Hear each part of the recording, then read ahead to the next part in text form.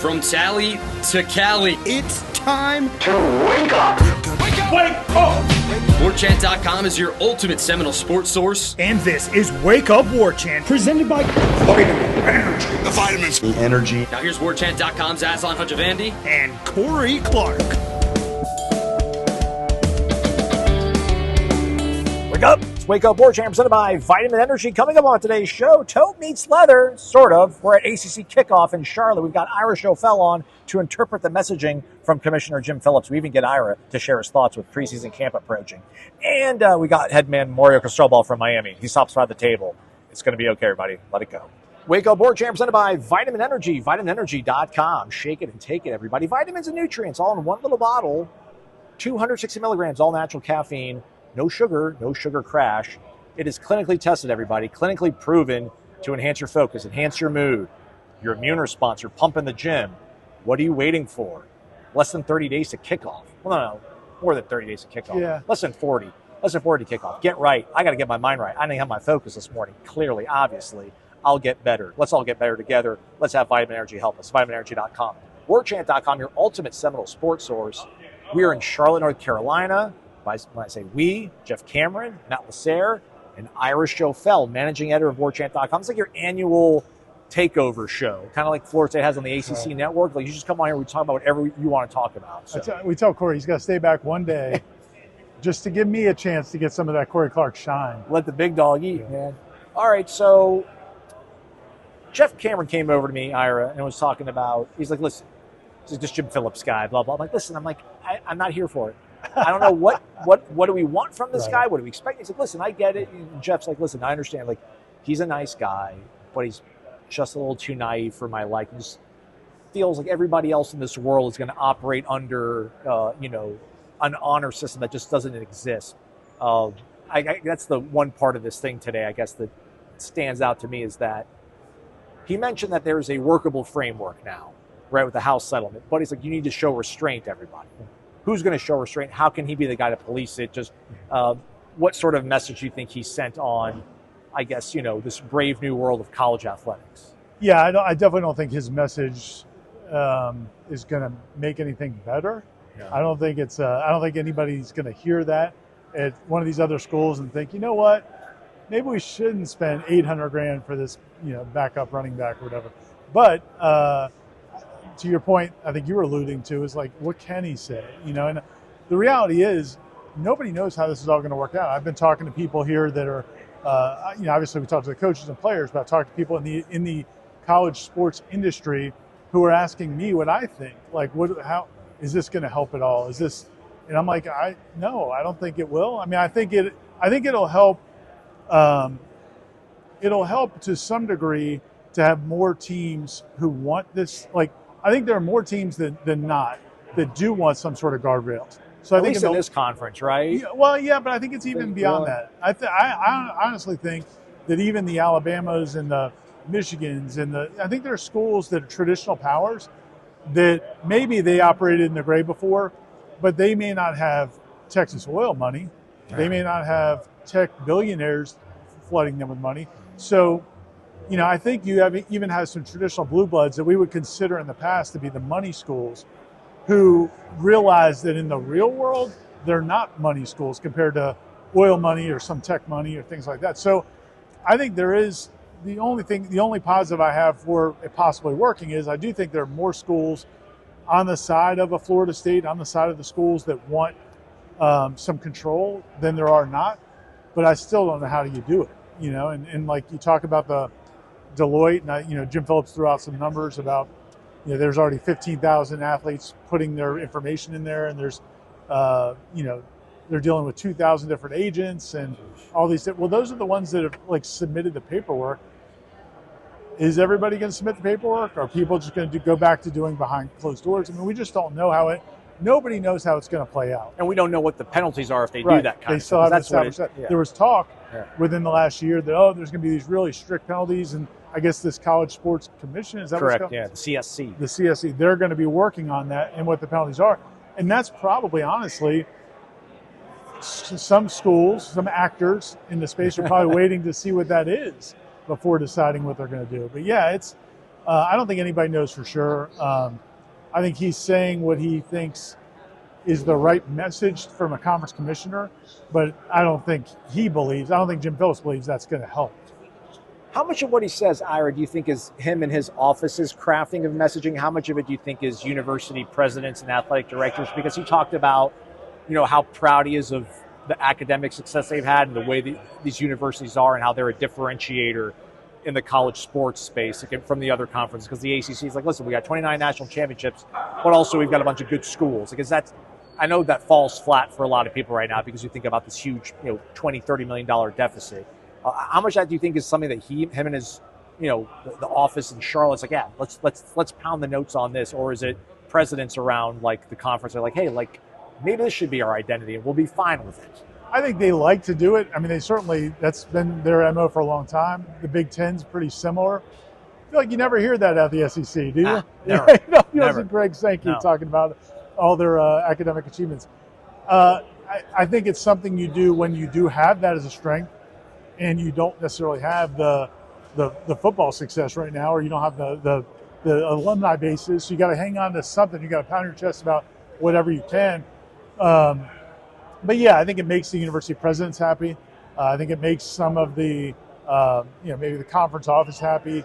And they, Florida State. It's interesting. Florida State, when Eric Barron was president, who was an academic, he tried to kind of buy into that, and he talked about not wanting to be in the Big 12 because he wanted to be associated with these research schools. And he believed, and I think there are some people who believe, that there is some benefit to being associated with other prestigious universities because it can spill over into other like work on research in different areas.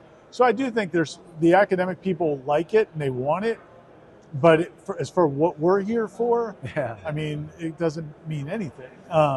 And so it does not mean more. It doesn't mean more. But I think it appeals to his bosses, the ACC presidents. And yeah, I think again, it's one of those things. If you're not in the SEC, you got to find something. So you beat your chest about that. All right. So we joked about it on the drive up here. Like, how would he address the fact that Clemson and Florida State, the lawsuit being settled, and mentioned that both schools are happy because they told him they're happy. Did they tell him they're happy, but like kind of look at him and be like, yeah, we're happy, but he should know they're not happy. Or do you think you're any conflicting? Because I'm sure when you talk to the people on the Florida State side, they want to protect Florida State's best interest, and that might be leaving the conference. But for right now, it seems like being in this conference isn't a bad deal. Do you think Florida State, we can speak for it more easily than Clemson, like, do you think maybe happy's a spectrum? Are they still happy being in this conference? I think it's what he left out was any sort of duration, like they said, we're staying in the ACC now. We have this settlement. We're staying in the ACC. Well, does that mean for 3 years? Does that mean for 8 years? Does that mean the length of this contract to 2036? I don't think anybody believes that. There's a reason they wanted the buyout reduced. I mean, it's by definition. The settlement to the lawsuit provided a cheaper and shorter exit strategy. You can get out quicker, and it's going to cost you a lot less than what it was before. If you were happy, why would you want? Why would you want that? And everybody knows that, and he could talk. And he made the comment several times about, the ACC is the third most lucrative Power Four conference. It's like, he said, oh, jeez. So, they were the third. They brought in the third amount of revenue of the Power Four conferences. So they beat out one. But anyway, it's in terms of, just what you, lost my train of thought. No, you're fine. Yeah. So at the end of the day, it's like, the stability of the ACC, he talked about the stability of the ACC, and it's more stable now than ever. And he's confident it's going to be with ESPN until 2036. And I think that's true. That doesn't mean that Florida State's going to be in the ACC until 2036. Doesn't mean that Clemson is. Doesn't mean North Carolina. And I think it gets back to what was the settlement about. The settlement from Florida State's standpoint, and Clemson's standpoint, and probably Carolina's standpoint, is getting it shorter, getting it cheaper. The ACC's standpoint, they did have an incentive to settle and come up with a plan. That incentive was to keep the league together as long as possible. to stop Clemson or Florida State from winning a lawsuit and leaving in a year or two. So, yeah, I think it's almost like it's almost like a ceasefire, in a military action, like where, okay, we'll stop our lawsuit. We're going to stop your you're going to stop your lawsuit. We're all going to stay together for a while. We're going to see how things play out. But this is not the end of it. It's an uneasy peace. Yeah, that's exactly what it is. That would be a great headline for this podcast. But yeah, no, I think it's he's not lying when he says that Florida State and Clemson say they're going to be here. He's not lying to say the conference is stable. It's just what time frame are we talking about? A large part of what made the settlement work, Ira, was the fact that there's going to be this, I don't know, we refer to it as like uneven money distribution with the TV, but basically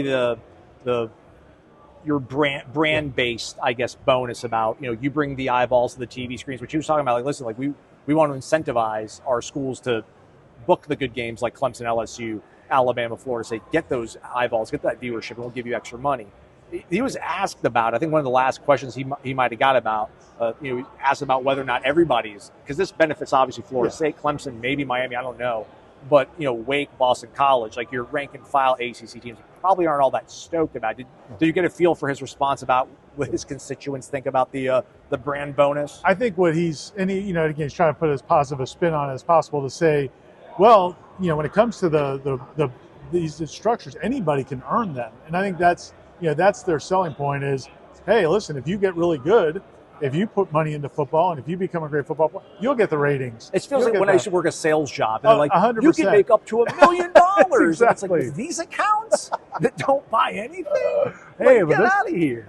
Our salesman Johnny here, he made 7 figures last year. Well, he's got different accounts than you're offering me. Yeah. But so that's what it is. And so Florida State, I know that the people in power at Wake Forest, the people in power at Boston College, the people in power, they know it doesn't matter how good they get. They're just not going to draw the eyeballs that Florida State, Miami, and Clemson certainly have been drawing. So they really can't win that money. They really can't. But I also think they had to accept the deal because the other option was, and I think at the end of the day, if you're Jim Phillips and whoever is the board of presidents, whoever got them to agree to this settlement, they had to have gotten to a point where they finally explained to these other schools, you may not like that Florida State's get more money. You might not like it that Clemson's get more, but you're going to have a bigger piece. You're going to have a smaller piece of a big pie. If those schools leave, ESPN's not going to extend this deal. I mean, the reality was ESPN did have an opt-out, and nobody will ever say that. Nobody will ever say that ESPN was considering opting out. I don't think we'll ever get that on the record, but I feel certain that deal got announced, and then pretty soon after there's a settlement. I think that deal got announced because they agreed, okay, for this to stay together, for us to have a smaller piece of the big pie, we need to agree to the settlement and keep Clemson and Florida State where they are. And so I think that's kind of how it played out. But if it was just a matter of this idea that those schools are going to make as much money as Florida State and Clemson, there's just no way. But to your point, it's smaller slice of a bigger pie, which is still a bigger slice, I feel like, than what your if pie they would used have to gotten be. otherwise. Yeah, exactly. And especially if the conference would have dissolved. Yeah. Where would you go? Right. Where would you go? Shout out to our good friends over at Corner Pocket Bar and Grill, 2475 Appalachia Parkway. Home away for home for all Noles, especially our own Corey Clark. He'll be with us tomorrow, everybody. He'll be with us on the Wednesday show as Florida State takes center stage here in Charlotte. Center stage in Tallahassee always revolves around the happenings over at the Corner Pocket Bar and Grill. Hope you all enjoy trivia without Corey bringing your teams down with all of his great answers. Enjoy the lunch specials from 11 a.m. to 3 p.m. Only $8.99 comes with a side dish of your choice. And don't forget Thursday, bingo night, 4 different opportunities to win $250 in cash money. Where can you play bingo and trivia and have ice-cold drinks and delicious food and the diversion of billiards and darts, all in a cozy, homey, friendly environment? One place, 2475 Appalachia Parkway. It's a Corner Pocket Bar and Grill. We're back. It's Wake Up Warchant, presented by Vitamin Energy, vitaminenergy.com. We're at ACC Kickoff on Radio Row. Pardon all the background noise, but the microphone should be dampening most of it. All right, Ira, some of the other... By the way, real quick, did you notice that Craig James is here? Yeah. He's doing an interview with Handsome guy still. on the Good Pony head of hair. Express podcast. I guess it's, how meta. I think it's the 40-year anniversary of their quasi-national title. 85, okay. I think, was their really big year. Maybe they didn't win a national title, but they had a really Yeah, good season. he's sharp. Looks good. It must be nice to be rich. So one of the more things I found encouraging, but I can't wait to ask Mike about it when we speak to him on Wednesday. But the injury report now that's going to be part of. He's going to be a big fan of that. The injury report is going to be now part of the ACC, where I guess you got the injury report 2 days before the game, the day before, and then 2 hours before kickoff. Yeah. I like it, man. I think it's crazy because everyone wants to downplay the ACC. It's like, well, there's clear, but I guess everybody's betting on everything, so you shouldn't be that flattered that you want to protect against gamblers because they'll bet on anything. But I like it's a step forward and kind of makes everything a little bit more clear because you're always so aware of what's going on injury-wise. We can't say anything, but now Mike's going to have to tell us. And they didn't give us a penalty plan, but if you are untruthful, it sounds like they might figure out some sort of discipline for it. Yeah, and I think, I've listened to a couple of the other coaches in the conference being asked about it. And I think Frank Reich was saying, Stanford's new interim head coach was saying that, no coach is happy about this, like none of them, but it's like, okay, we're going to do it. Like it wasn't up for debate. I think Jim Phillips even said it was on a conference call. Hey, guess what? You're doing this now. Yeah. There was no one said anything. Yeah. Like, I don't know if that was a good or bad thing. It's like, there was not a vote taken. Yeah. It is weird to me how this happens. I know people that bet have been all along saying, oh, well, now at some point they're going to have to do this because of gambling. Yeah. But it's like, but what's the actual mechanism of that? Like who decides, okay, we have to, we can't, the bettors need to know. Or, it's a weird pressure. He made it sound like it was to protect the student athlete. So you're not getting pressure from somebody to ask, hey, are you going to play in the game or not? But I don't know. Yeah. The question is how accurate are they? Right. You think we're going to get a lot of lower body injury, upper body injury. Hey, but it'll be interesting to see though. Mike Norvell's a perfect example. I mean, is even when Mike Norvell was open and we had full access to everything else, he did not want injury information out at all. And so, I mean, you guys could, be carried off the field, their leg turning a different way, and they're he's still not, want to come forward with information. So is he really going to give? I can't wait to see what it looks like.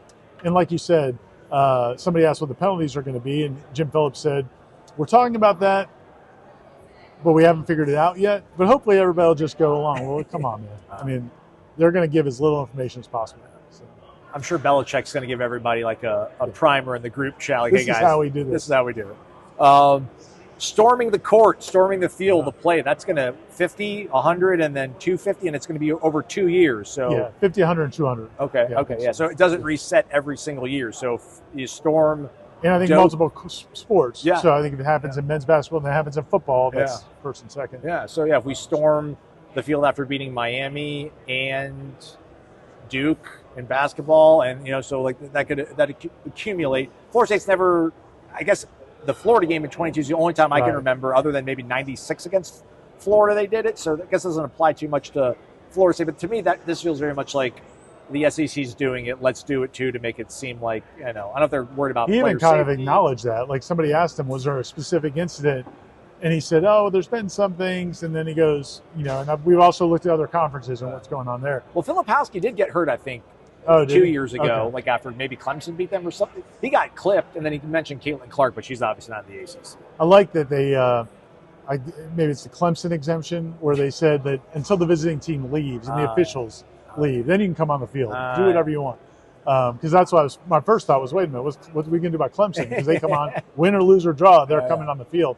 I think, I don't know how much of a factor it'll have, all these fines. I mean, you still see it in the SEC. These schools, people are like, the schools don't want to pay the fines, but I don't know how you're going to stop people, especially in a really big win. What would happen if they beat Alabama? Is there any chance kids storm the field? Ooh. The students? I guess maybe it depends if Alabama's top 5. Right. Like if it's number 13 Alabama, I don't think I'm just saying only because it's after last season. Oh, absolutely. No, I get it. But I doubt it. I doubt they would. But it feels like that's where everything's going. And I've always been a court storming proponent. Okay. I just when you were in school, man, Florida State men's basketball seemed like that every other week they were beating a top 5 ACC team, and the kids and the students were storming the court. It was awesome. Yeah. So I'm more of a fan of it than an old man screaming about it. But I get it. If you have any injuries at all, it's not good. We buried the lead. We're like almost 20 minutes into the show. Jimbo Fisher joining the ACC network. That's going to open so many easy doors to get him onto the podcast. I can't wait. Do you think that signals maybe that he wants to get back into the game? Because this feels like the soft launch to rebooting your career, probably. I definitely, just from talking to people around him over the last year or two, I don't think he ever had any intention of not getting back in the game. I think, he's going to take some time and then figure out how to, just enjoy the time to decompress. I'm sure he's been through a lot emotionally the last 7-8 years, but then also to, just kind of spend time with his family.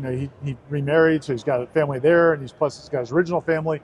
So I think he's been enjoying all that time. But I think he's always wanted to keep the door open. I thought maybe he'd get back into coaching this year, and I thought I originally thought West Virginia job, made a lot of sense. But it turned out, from what we hear later, the Rich Rod deal was in place well before the previous coach got fired. Neil Brown got fired. They knew Rich Rod was going to be the guy. So I don't think Jimbo could even lobby for that job. But, I still think he'll get back in. I think there's a good chance he'll get back in. It is interesting, though, him coming here because, just talking to other media in the ACC who are like, man, that guy trashed the ACC every chance he got, including when he was the head coach at Florida State. And then certainly, even after he left. But so I think some people are curious about that. And I actually talked to a couple of people with the ACC office, asking, what do you guys think about this? I got the quote. You want me to read the quote? Sure. I'm looking forward to joining the ACC network and the Huddle team this season. I've always had tremendous respect for this conference. I'm looking forward to breaking down the action each week with such a talented group. You couldn't find any quotes that are dissimilar to that, could you? You couldn't do any research to find any different viewpoints from Jimbo Fisher. He championed the conference when he was in here. And that's what I told him, especially early on. There were times he got mad about things. But no, that's what I said. He's just like anybody else. You're going to sing the praises of your conference. He used to do it all the time. He would say, how many times did he say it? I've been in both leagues. I've been in both. Their linemen are no different than our linemen. We've got great linemen. They got great linemen. That's the difference in the South compared to everybody else.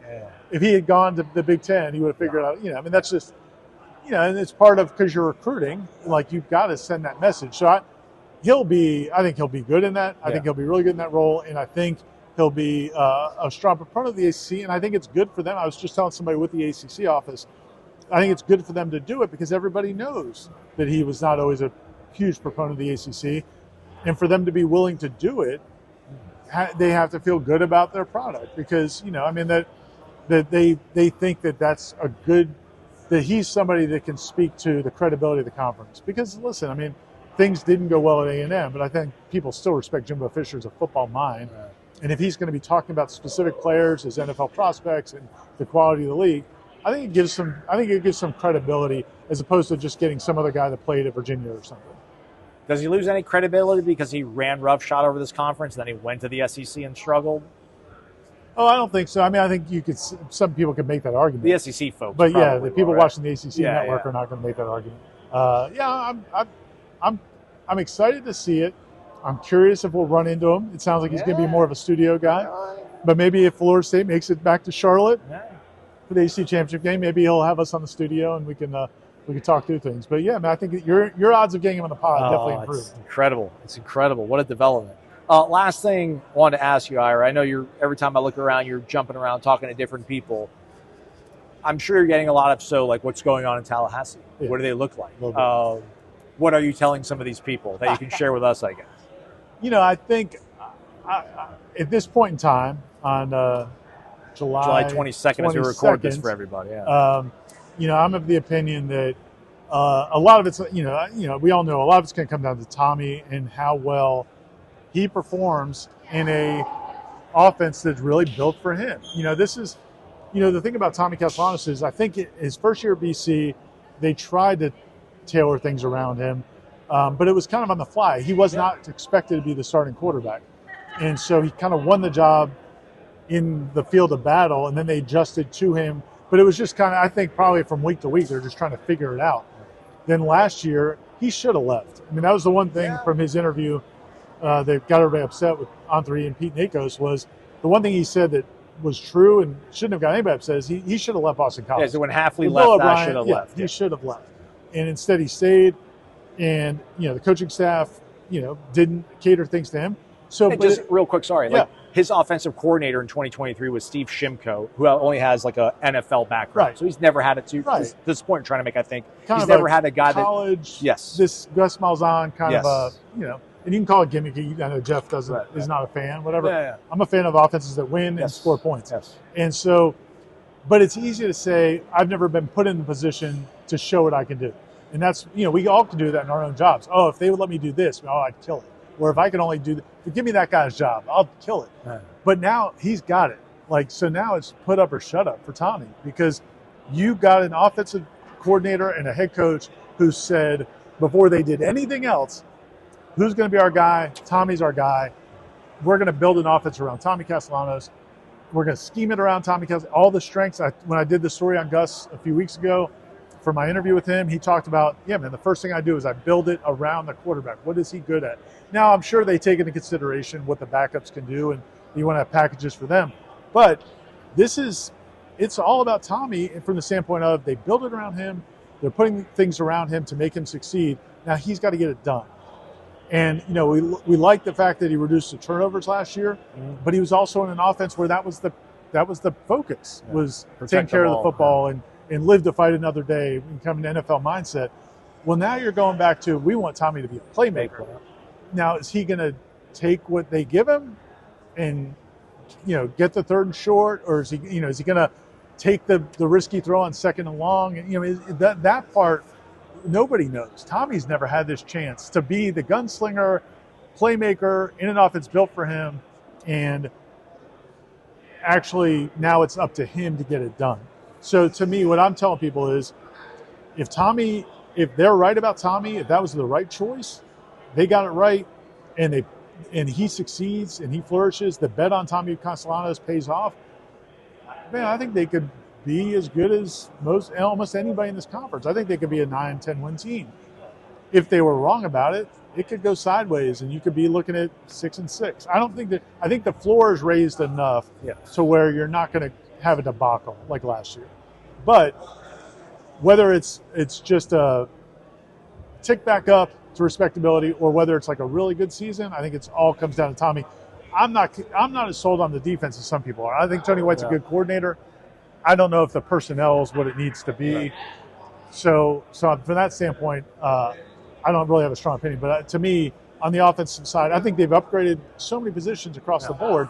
It's really going to come down to what Tommy does. And does he turn it over? Does he make plays? Does he stand up to the physicality? Yeah, I'm curious to almost ask the other folks that cover Virginia or Clemson, like what they think. Because I think I overheard the guys behind us ever from Clemson going through the Florida State schedule, and they're like, I think they were like, there's 8 in here. There's 8 in here. I think they might have been talking there might be like 8 losses, because they're like, if Virginia's going to be as good as we think they're going to be, they're like, Virginia Tech's going to be a tough challenge for them. So it's interesting to kind of pick up some of the buzz of what people think about Florida State's going to be this coming season. So we'll find out. 40 days, less than 40 days. How much of that, though, is just based on 2-10? Like, I mean, what people's perceptions are of Florida State, and I just go back to, it's just a completely different team, and we know all the pieces that are different. Right. I don't know if everybody else does. I'm not saying quarterback. They all know they got a new quarterback, but it's like, they got a lot of everything. Whole new offensive line, all new receivers. So I get it. I understand where people. I'll be curious to see where they get picked. Where do you think they're going to get picked? Bottom third? No, I think it'll be middle? Middle. I think like 6th, 7th, like 5th or 6th. I think because we'll be a Clemson, SMU, Miami, maybe Louisville. Louisville will get snuck in there ahead of them. But I still don't think people are going to put Pitt or maybe Syracuse. Maybe everyone loves Fran Brown now, so they'll put Syracuse in front of them. It'll be interesting to see. Lobby us for who you want us to put on our preseason All ACC ballots. Yep. Need to burn mine from last year.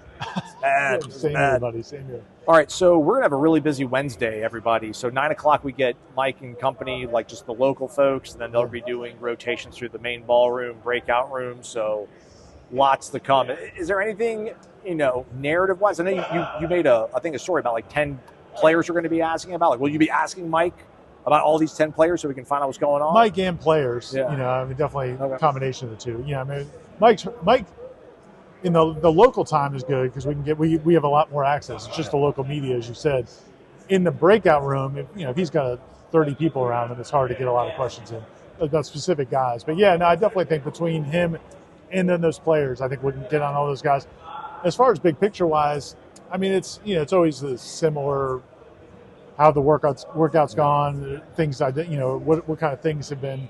I think he's going to get a lot of questions about last year. I think that quickly that wears on his nerve is probably going to be interesting because it's going to be a lot of questions about last year. That 48-minute breakout room, I'm just going to hit record and walk away. I probably will go back and listen to the whole 48-minute thing at some point just to watch his anger meter. We should give a little primer of for people that maybe consume our content but maybe get blown away by the avalanche of content on tomorrow. Yeah. There's going to be a lot of different stuff. Yes. And so people need to realize that you're going to see a Daryl Jackson interview pop up in your feed at 9:20 in the morning. Yeah. But that's not going to be the only Daryl Jackson interview. He's also going to talk at the press conference. You're going to be recording that. Yeah, that'll be on ACC Network, probably some live cut-ins. Yeah, then he's going to go to the breakout room, and that'll be like a 40-minute probably video of and so my point is just letting people know when you see the first population of videos, your day's not done. No. Come back. There's going to be more of these guys answering different questions in different formats, including on the pod with you. And you're getting all those guys, and I think Jeff's getting them all for the Jeff Cameron show. And, it's going to be a lot of opportunities to listen from the same guys. All right. Ira's the best. Thanks for doing this, Ira. Thanks, Aslan. We're going to go from the best to the worst. And we're getting Corey back tomorrow? Yeah. He's not the worst. I was going to say we're going to go from the best to the worst. We're going to probably toss in the Mario Cristobal interview, everybody. Stop booing me. They got mad when I left on vacation. I interviewed all these other. They're like, that was good stuff. I'm like, it's like the greatest, most compelling stuff. I'm like, hey, man, I want to take a breather and here's something. At least you got to know about your enemy. You got to know a little bit about your enemy. I thought it was informative, especially the.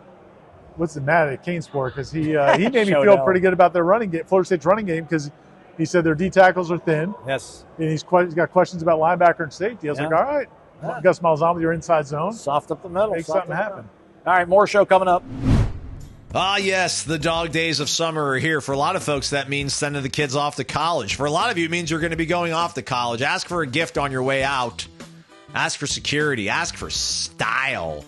Mom and dad, help your kid out going to college. They're going to lose their wallet probably because they're probably going to get a little tipsy one night. And by little, I mean a lot tipsy. And they're going to lose their wallet. When's the last time you guys lost your wallets? Never, right? But I lost my wallet all the time in college. I wish I had Ridge and their great wallets that now have AirTag compatibility. So get your Apple AirTag, slips right into your money clip on your Ridge wallet. You lose your wallet, quote unquote. You didn't really lose it. You're going to know where it's at because you can track it with the AirTag. Ridge gives you the goods. And they also give you the peace of mind of a lifetime warranty, free shipping, 99-day risk-free trial. Give it a try. Treat yourself. Also treat that young man or woman in your life that's going and seeking out higher education. Use the promo code WAKEUP over at ridge.com to save on your order. Again, the promo code WAKEUP over at ridge.com. We're back here in Charlotte, ACC Kickoff. We have the head coach of the Miami Hurricanes, Mario Cristobal, joining us here. Coach, thanks so much for taking some time out. Thank you for having me. Recruiting is such an important part of this game, the sport, obviously. Can you give me an idea, if I'm the number one recruit in the country, how would you approach a number one recruit? Is it getting the first phone call? Is it making a great relationship with the high school coach? How do you go about creating that sort of initial spark to get things rolling? Well, I don't think it changes whether it's a number one recruit or another guy that you feel is a guy that's really a priority guy for you on your football team. I mean, being first is important,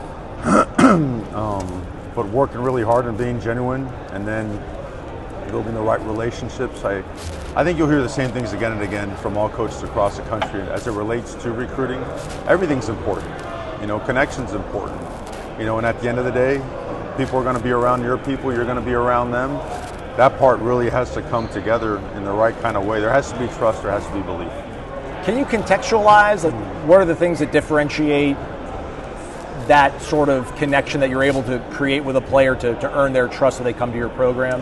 It's being genuine. You really have to be genuine. People that fake it, They might trick a guy or two, but it's not going to last very long. I think when people truly present themselves for what they are and what they can help a player accomplish, while at the same time being very honest with the player about what he can do for the program, because it's a partnership, right?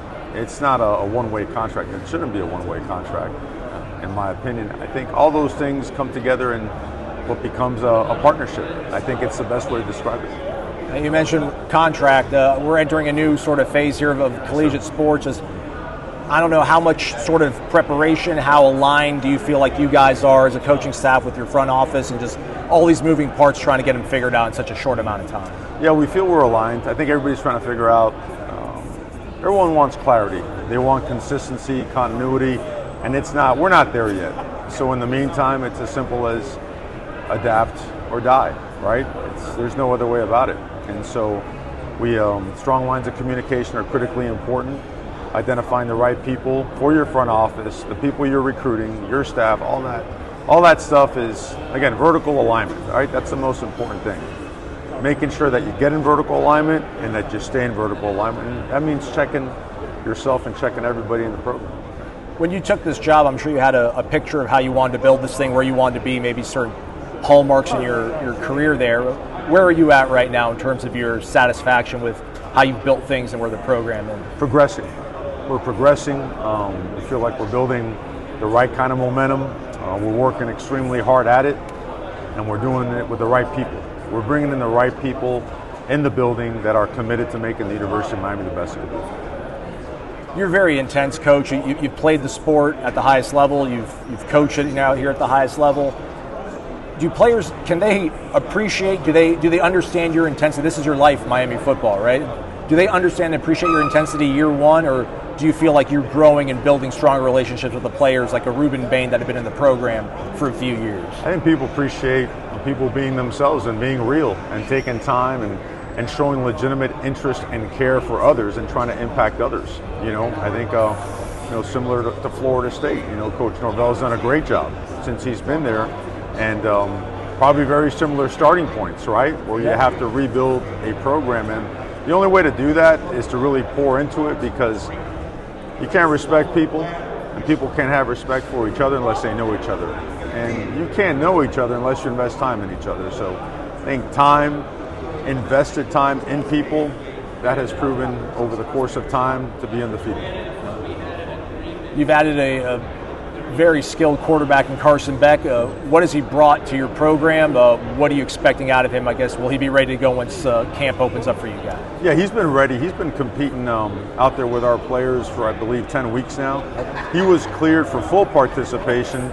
We would have loved to have him for spring ball, but he wasn't cleared until about a week and a half to 2 weeks after.